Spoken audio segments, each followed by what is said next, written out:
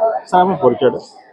Shrikant Kumar Pattanaik OIC Rengali excise station. कौन कहे आज निशा मुक्त भारत अभियान आज कॉलेज आरंभ कले कौन केमती थिला आपन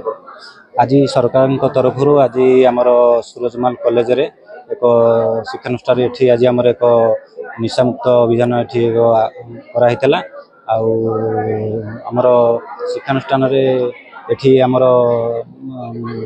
महाविद्यालय प्रिंसिपाल स्टाफ सम्मुख एठी करा जायतिला एवं एठी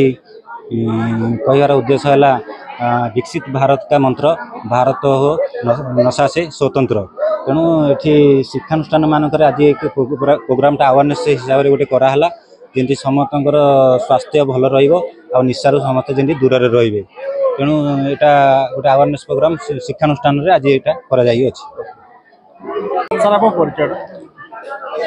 डॉक्टर नरेश चंद्र अग्रवाल अध्यापक पदार्थ विज्ञान सूरजमल महाविद्यालय रेमपाला रेंगाली। आज कॉलेज रे सर निशा मुक्त भारत अभियान आरंभ है जोटा कि एक्साइज तरफ से कराला कौन कहबे आप केमती देखले प्रकृत रे ये जो कार्यक्रम स्वागत योग्य भारत सरकार जो प्रचेष्टा उड़ीसा सरकार जो प्रचेष्टा रे जो कार्यक्रम रहला निशा मुक्त भारत अभियान प्रकृत स्वागत योग्य कहीं आज युवपीढ़ी गुटखा पान सिगरेट अभ्यस्त हो अनेक देह खराब कर बिगड़ी जाती कि सुधारी पारिबा से दिग सरकार जो चेष्टा करछंती प्रकृत रे स्वागत योग्य। या द्वारा यदि संभव हुए पिला निशा मुक्त होती आम गोटे उज्ज्वल भारत उज्ज्वल ओडिशा प्रदेश गठन कर सक्षम होगा तद्वारा आमर ना केवल ओडिशा नुहे भारत नुहे समग्र पृथ्वी रे आम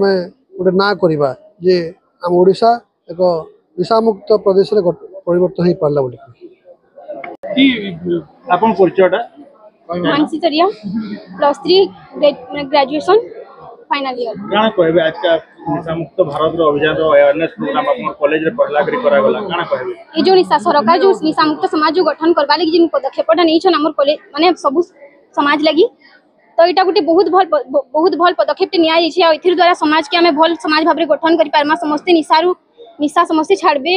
आ समस्त भल रहबे घरे कहारे किछि झगड़ा किछि हुए नै तारपरे समस्त आमे जनता एछनी आमे कॉलेज जनता हम इटा जिन सम्मेलनटा जिन गठन हितिला